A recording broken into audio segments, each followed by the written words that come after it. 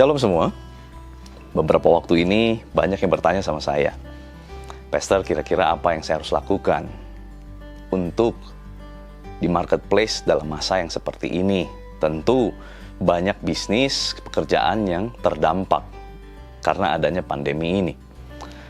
Saudara, hikmat mengajarkan bahwa belajarlah dari kesalahan orang lain sehingga kita tidak perlu melakukan kesalahan, sehingga kita menjadi lebih bijaksana. Saya dikelilingi dengan banyak orang yang sukses di dalam bisnis, yang juga menjadi pekerja-pekerja dari berbagai golongan, dan mereka adalah orang-orang yang cinta Tuhan, mengasihi Tuhan. Saya banyak belajar dari mereka.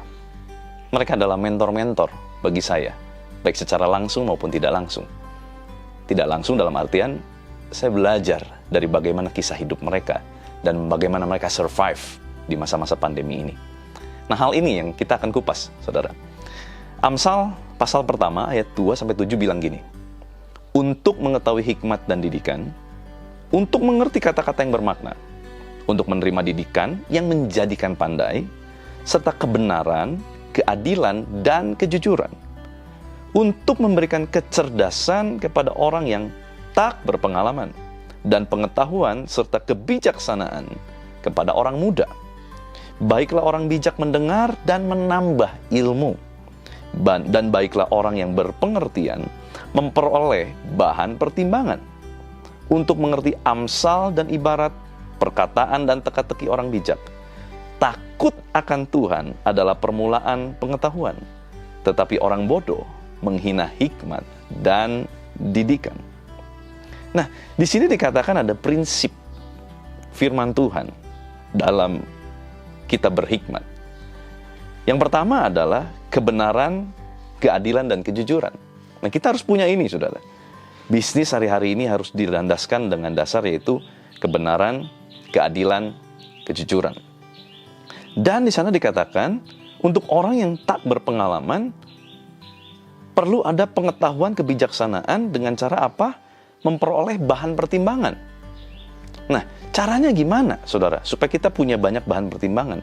Mau tidak mau, kita harus banyak bertanya. Tanyalah kepada orang yang lebih berhasil. Tanyalah kepada orang yang lebih senior. Tanyalah kepada orang yang lebih berpengalaman.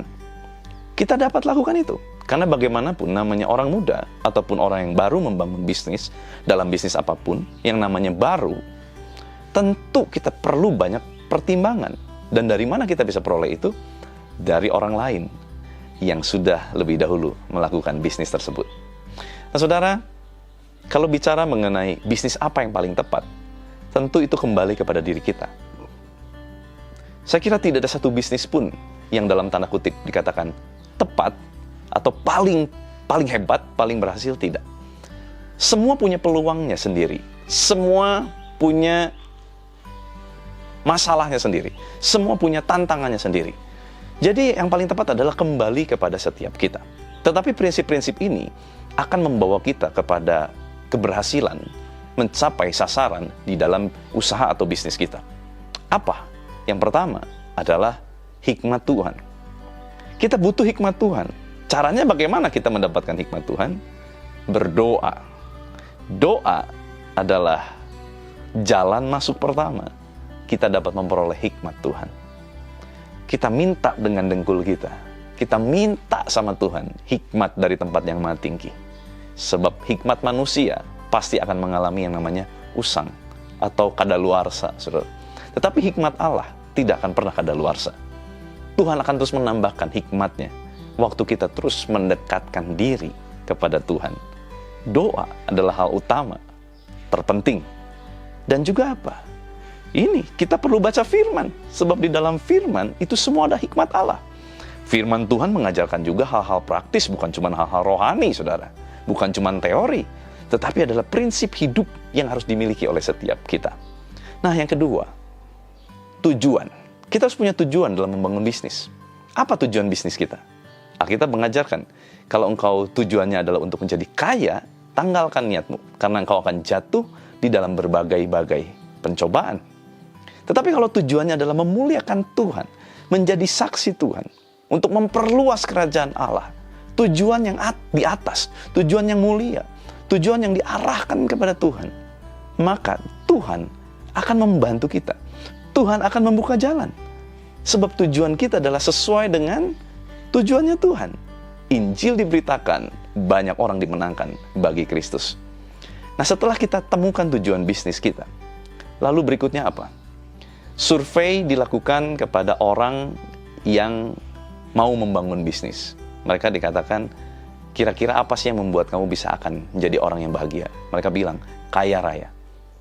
Tetapi survei yang sama tentang ini dilakukan kepada orang-orang yang sudah mapan dan sudah punya banyak uang. Waktu mereka ditanya, apakah betul kebahagiaanmu karena uang? Mereka berkata tidak. Tetapi karena punya orang-orang di sekeliling saya yang mensupport hidup saya. Ternyata mereka membutuhkan itu. Nah, berikutnya apa? Orang-orang yang bekerja dengan gairah, sesuai dengan gairah mereka. Mereka akan punya daya tahan yang jauh lebih tinggi dari orang-orang yang tidak tahu gairah mereka. Maka dari itu, kita harus tahu dulu gairah kita, passion kita dalam pekerjaan yang kita lakukan itu apa. Fakta menunjukkan bahwa ada dua jenis manusia. Yang pertama, punya banyak uang, sekalipun yang dikerjakan tidak sesuai dengan passionnya. Lama-lama, mereka akan merasa jenuh dan merasa bahwa kok gini-gini aja ya. Padahal uang masuk terus loh. Tetapi ada sebaliknya juga. Ada seseorang yang mengerjakan passionnya, sekalipun pekerjaannya mungkin tidak sebaik yang satunya. Penghasilannya pun mungkin hanya pas-pasan. Tetapi mereka tetap bertahan dan melakukan dengan setia. Why? Kenapa bisa ya? Kenapa? Karena passion.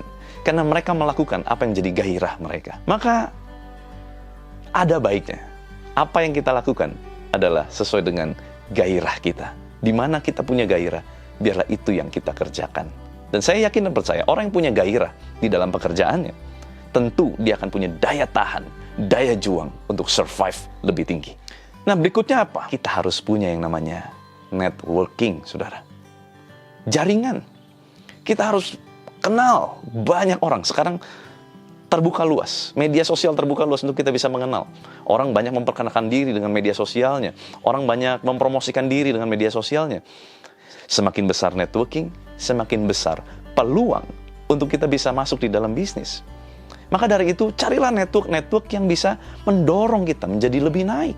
Biarlah kita dikelilingi dengan orang-orang yang membawa kita naik level. Baik naik level rohani, naik level karakter, naik level bisnis. Bawalah, dekatkan diri kita kepada orang-orang seperti itu. Ada sebuah quotes berkata, tunjukkan kepadaku 10 orang temanmu, maka aku akan tunjukkan masa depanmu. Kenapa? Karena apa yang kita lakukan, kita bergaul dengan network seperti apa, itu akan menentukan masa depan kita. Kalau kita bergaul dengan pemalas, tentu sulit rasanya untuk kita bisa menjadi seorang yang rajin ataupun berhasil. Tapi kalau kita dikelilingi dengan orang-orang yang penuh dengan gairah, penuh dengan semangat, penuh dengan dorongan, wow, itu adalah sesuatu yang luar biasa, maka kita akan terus mengalami kenaikan. Hal ini kita pelajari, kita renungkan, dan paling penting kita berdoa sungguh-sungguh minta hikmat Tuhan. Maka saya yakin dan percaya, peluang akan segera datang, engkau akan mengalami sesuatu yang jauh lebih besar, jauh lebih baik. Sekalipun di masa-masa sukar, engkau akan tetap bersinar. Tuhan Yesus memberkati kita semua.